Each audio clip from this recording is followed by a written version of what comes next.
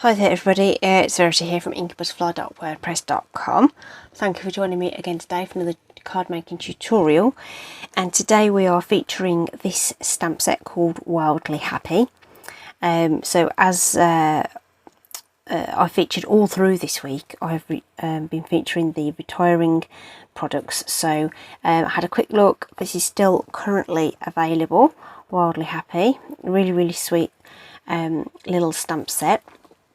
Okay, great for colouring in, and I've actually made a ton of samples already using most of the animals, and then we're going to do the fox on the video.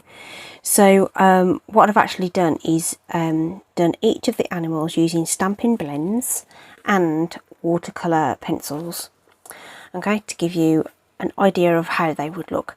The rest of the card is kept very simple because I wanted the focus to be on the images and the colouring technique. So here we have our sweet elephants, okay.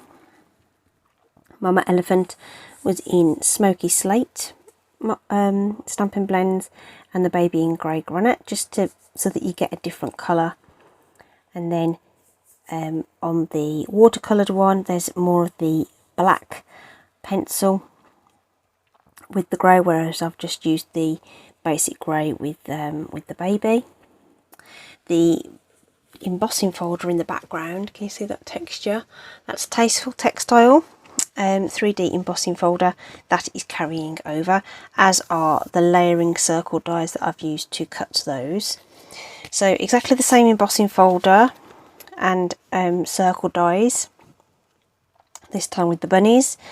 Okay, so Mother Bunny is in soft suede, and then I've used crumb cake on the baby.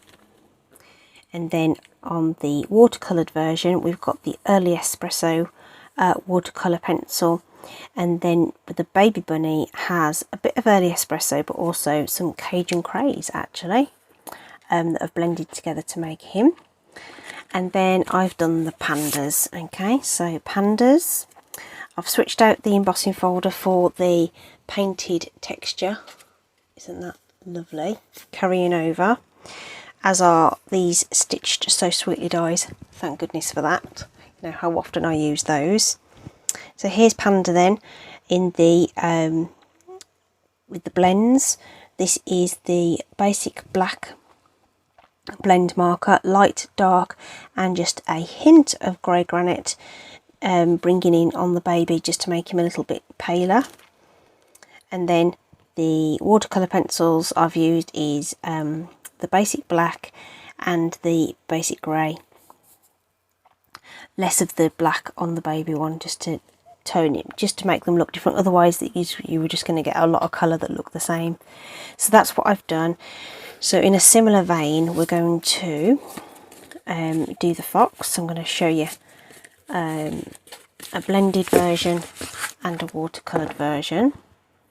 Okay, so I've got the images just here, and we are going to do the watercolouring first. So I'm just looking closely at that to make sure it's dry. So the stays on ink at the top there is for when we do the watercolour pencil, and I've got Memento at the bottom there for my stamping blends. Okay, so the stamping blends I have pulled out are the dark Cajun Craze, the dark and light pumpkin pie. Okay, so again, babies all sat in the middle there, and I want there to be a contrast and not have them sort of too clustered together. So the idea is to make Mummy a little bit darker than the baby. Okay, that said, I'm going to put a base coat down of the light pumpkin pie, just to sort of get some moisture onto the cardstock. And this is just going to be a rough undercoat, like so, just to dampen the paper really, to be honest. The pumpkin pie then is going to be the darker shade on the the baby. So I'm just going to put that in over his back, around the muzzle there, and then under the chin of the mother, that's sort of casting a shadow on him there. Okay, and we can just blend out that edge a little bit. Okay. So on the mother we're going to bring in our shade with the, what did I say this was? Dark Cajun Crows, yeah. So all the little sort of concentrated bits where the artist has put some lines inside the ears, where there'd be a shadow under the chin, round the hind leg that's curled in under there, okay, where the crease of the tail is, where the baby sits, there's going to be some shadow in there, okay, underneath the baby's chin. I'm just going to add a little bit around the bottom there as well. Now we're going to come in with the dark pumpkin pie and go over those areas again. Oops, try not to go out the lines.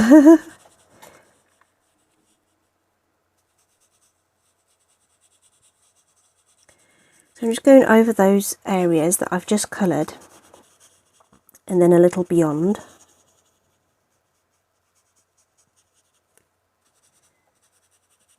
This bit in the middle we're just going to make as dark as we can.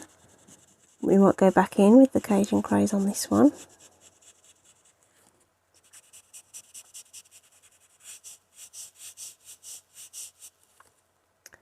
So when you're colouring with Stampin' Blend, it's not about pressure, it's just about getting the ink on there and saturating that paper so that the colours will blend together, okay? So it's not about pressure, just backward and forwards over those lines to get them to blend. And depending on the colours that you're using, sometimes that takes more effort than others. Just going to go over this shadow a bit. So just persevere with it and all of a sudden it'll come together. Okay.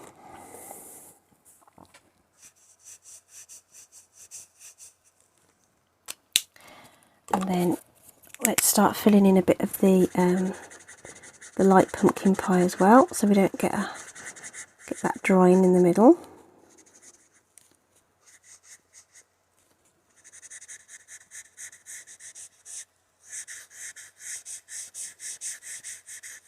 A couple of summers ago, I woke up and I could hear something rummaging around in our garden, and I just couldn't believe my eyes really, that there was this mum fox in our back garden with her 3 cubs, and the cubs were literally jumping off and on our compost bins and having a whale of a time. Just there, straight, just, you know, having a good old time, which I thought was just amazing. They were just so sweet. I've just brought in some ivory there because based on that experience with those foxes, the tips of these tails aren't as white as they're sort of depicted generally. So I just brought in that ivory just to sort of take off the whiteness of that. and that Cajun Craze has started to blend out now. Don't know whether you can see that now. So on camera, you see the light is very different through the lens, so sometimes I feel like it doesn't show as well, the blending, but I think that's done all right now that that's dried back. It's cute, isn't it? Cute little face. But yeah, it was just lovely to see you know, some wildlife in there. But I tell you, urban foxes, my gosh, no fear. I stood there for ages just watching them. It was really, really quite amazing. Okay, so this one we're going to watercolour pencil. Okay, so I've got Early Espresso, I've got Calypso Coral, Cajun Craze and Pumpkin Pie. Okay, so the Calypso's for the mother. Okay, and we're going to keep the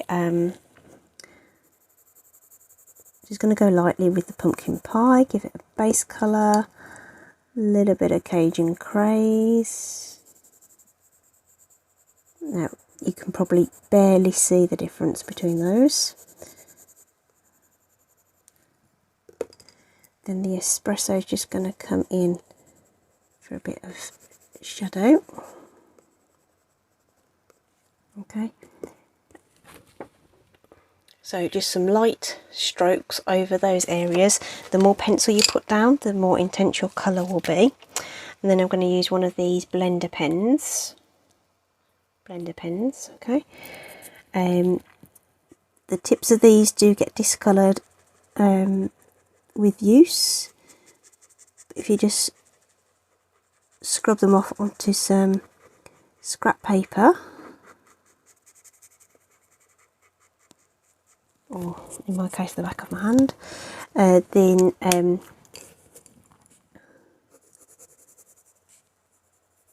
they clean up really well. Just going to bring in a little bit more Pumpkin Pie on him. I don't know why I've decided it's a boy, but it is apparently. Okay, and then Mama, we're going to take out the Pumpkin Pie. We're going to use the Cajun Craze as our base layer, really light.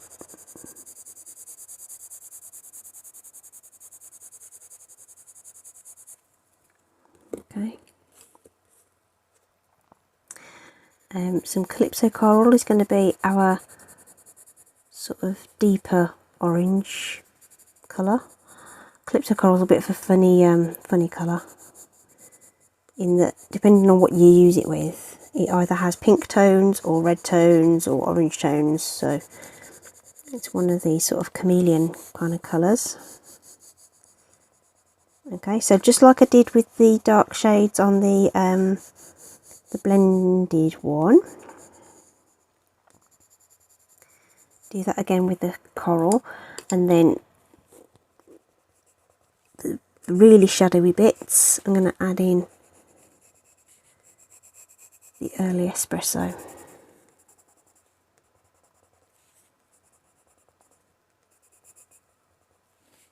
Okay.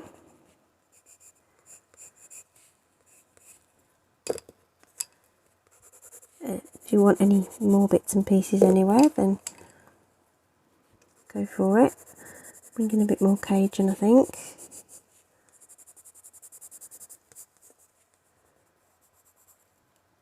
Okay, I'm going to have to bring in something on the tail just to take off that white. So I'm just going to pull that through whilst it's clean. Okay, yeah, and then work out that espresso into the coral and then into the, so just like you were mixing, you know, actual paints, we're going to mix in these colours to create the definition on our fox. I'm kind of doing, I am trying to do sort of circular motions where I can.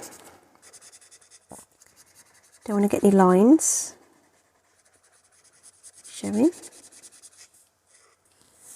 Okay. And you can add and tinker with that as much as you want to. But I think I'm going to leave it at that, just to give you an idea of where we were going with that. So you get obviously a much softer look, whereas you get the real punch of colour with the other one. So it really does depend on what look you're going for as to whether you choose to use the Stampin' Blends or the watercolour pencils to colour your images. So the choice is entirely up to you. It gives you so much flexibility when you're using stamp sets like this though. So now we've done all the colouring, you see, we can do our die cutting and building our card together. I have already embossed the textured background. So this is one of my normal card layers, which is 4 by 5 3/4. So this is the embossing folder I use, the painted texture, and it's just, oh, just stunning. I've seen some really cool things happening with this actually. So I'm going to try out some different techniques with this. I think I'm going to do some inking and stuff like that. And just so that you know, if you've got a cut and emboss machine, and if you haven't, why not? Brilliant machine, and it comes with all the plates you need. So when you're using a 3D embossing folder, which that is, you use your base platform number 1 with the number 4 plate to emboss that. You don't need any others, just a base platform and your number 4 to emboss your cardstock. So that's just so you know. So that's there. Do you know what? Let's put those onto card bases, shall we? Let's get some stamp and seal on the back of those. There it is. I use this tape runner all the time, mainly for speed and so I don't get in a mess. If you haven't found it to be a problem with these textures, just make sure you've got stuff around the edges to make sure that sits flat. And we are just using white card bases that I've cut and scored in the usual fashion. So if you haven't seen that before, this started life as an A4 piece of cardstock.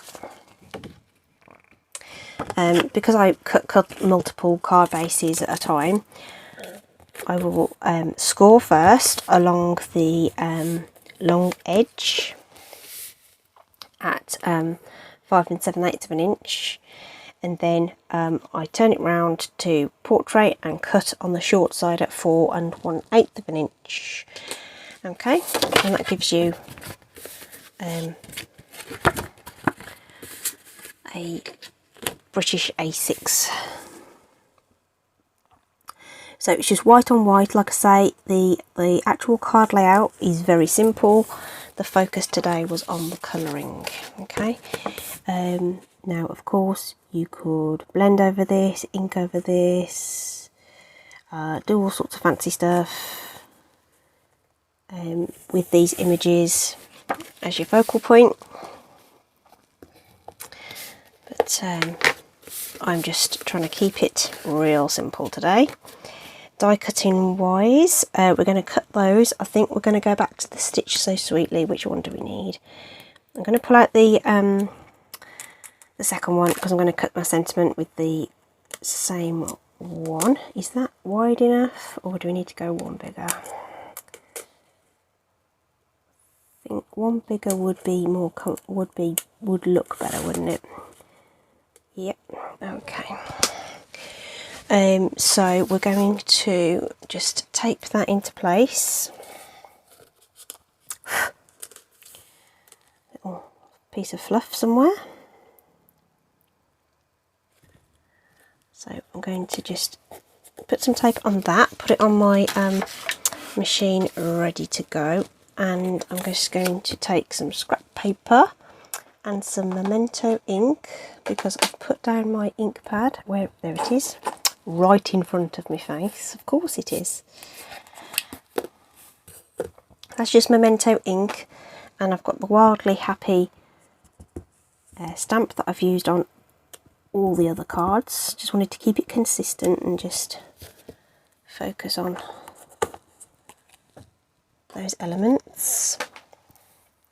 And then this fits in this one quite nicely, so we can do basically, I want to cut one of the foxes and one of the sentiments at the same time, so we're only doing 2 runs of the machine instead of 4. Okay, so my machine is just off to my right, so just get that done.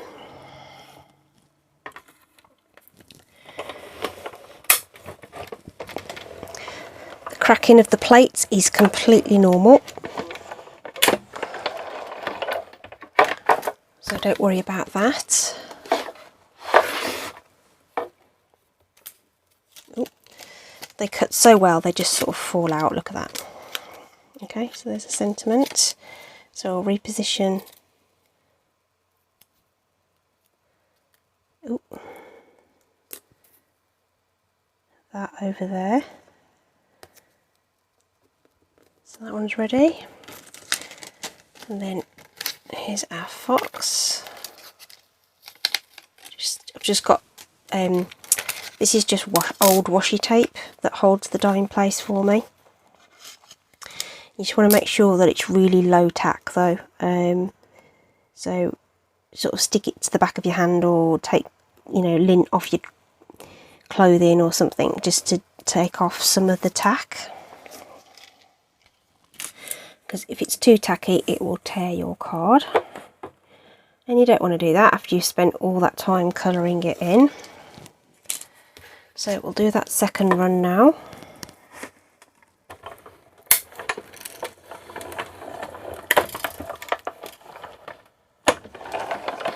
There we are.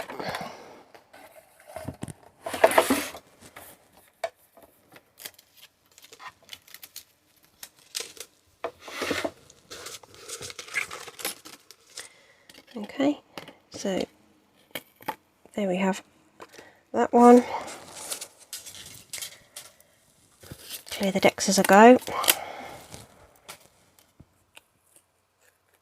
There we have that one. So that piece of tape's now, you can use them a couple of times, but eventually it just sort of breaks up, which is fine. It's leftovers anyway, really. I don't think I haven't really paid that much attention. I don't think we had any washi tape in the last couple of catalogues.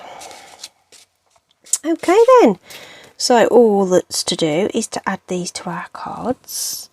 Now, you'll be super shocked to know that we're going to use dimensionals, aren't you? If you watch me regularly, you'll know that I rarely make anything without dimensionals. This colour coming through, by the way, is completely normal too. That's just the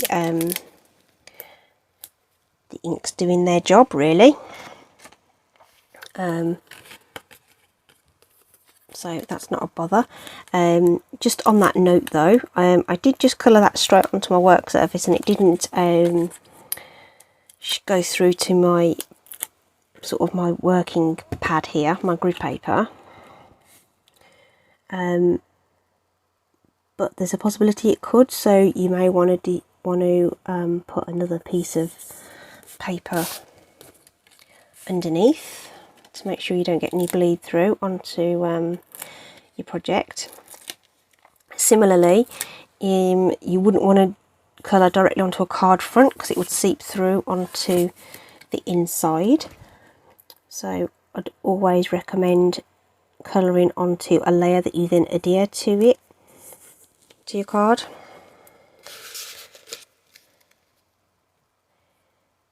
Oh, I think we might, right, so all the other ones we overlapped the sentiment with the image, but because we've got these larger Stitch So Sweetlies, I think we're going to have to put those underneath. Okay, but I think we'll put them flat, so we'll just use some seal.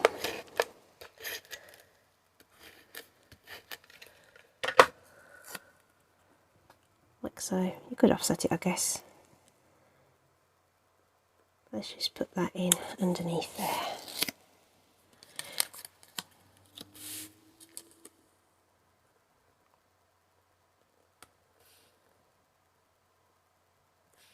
Kind of straight, I think. Straight enough anyway. You obviously can take a lot more time over those. Okay, so there we go, guys. 2 different colouring methods for each of those stamps from the Wildly Happy stamp set. Do look out for it in the sales and promotion sections of the online store. Links are in the description. Okay, so here's our, just a reminder of the others there. Mix and match your embossing folders, your dies, all of that. So I just hope you found that useful and that it opens up some options for you. And you've enjoyed that. So I've got a whole set of cards here. So I've got a set of 4 watercoloured ones and I've got a set of 4 blended ones. Super duper. Brilliant. Thanks ever so much for watching today. Please do give me a thumbs up and leave a comment. And I'll see you again soon. Take care, everybody. Bye.